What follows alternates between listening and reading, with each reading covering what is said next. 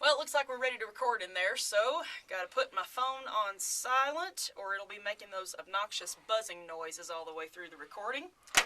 And I'm going to get my file ready here. Van actually has the only printed copy of my book in the control room, and he is following along, and he'll know where to mark the different sections for later on. I have to read it off my laptop, so that's what I'm going to do here. Let me get the type up, and we're ready to go.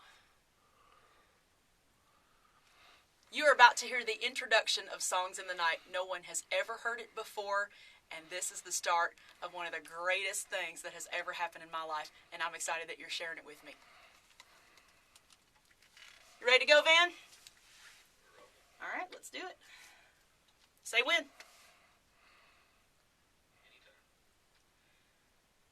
Introduction. I used to hate journaling. It always felt like somebody was looking over my shoulder.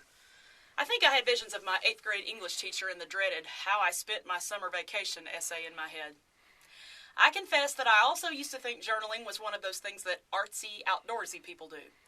You know, they eat granola and wear Birkenstocks and sit out under the trees writing about nature. Not that there's anything wrong with that, but that's just not me. I'd rather eat pizza, wear sequins, and watch a ball game. But recently, in a very hard time in my life, I discovered how therapeutic journaling really is.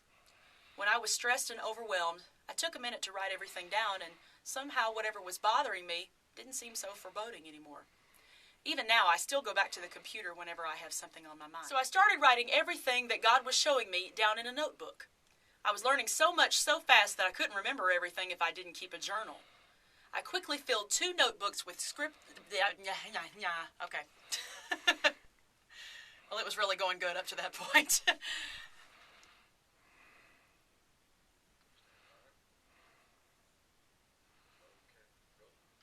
I quickly filled 2 notebooks with scriptural studies, prayers, questions, and my everyday thoughts. I even have some leftover to-do lists in there.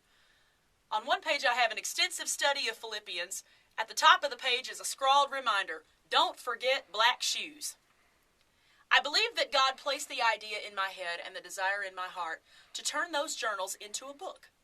Never having written a book before, I had no idea where to start, so I attempted to rewrite my studies into more serious, reverent, spiritual-sounding material, my idea of what Bible studies were.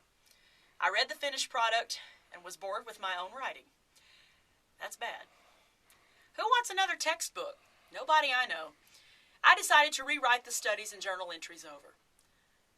I let my voice drop off too much at the end. Let me get in at the last paragraph.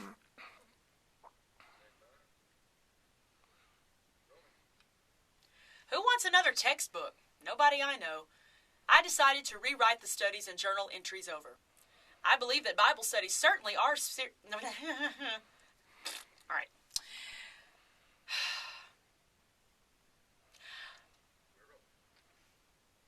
I believe that Bible studies certainly are serious and spiritual and should be treated with reverence. However, I seriously doubt God wants us to fall asleep while reading His Word. God has made the Bible come alive to me, and I am so excited to share my love of His Word with you.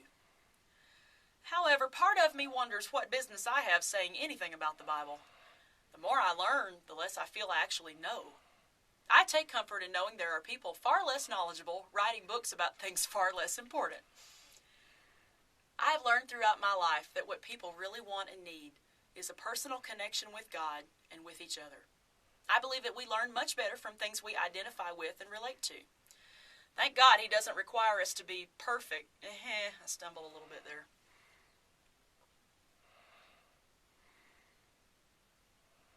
Thank God He doesn't require us to be perfect in order to share with each other and help each other. In fact, I hope you see my heart here through all my honest questions and the lessons God was patient enough to teach me. I certainly don't claim to be a biblical scholar or expert. I want you to know that I am in no way above you. I'm still learning just like everybody else. You have here the signposts of the journey that I'm still on, and I hope they comfort you, teach you, and inspire you to dig deeper, go farther, and learn more in your walk with God. So order a pizza, turn on the game, and at halftime, come join me.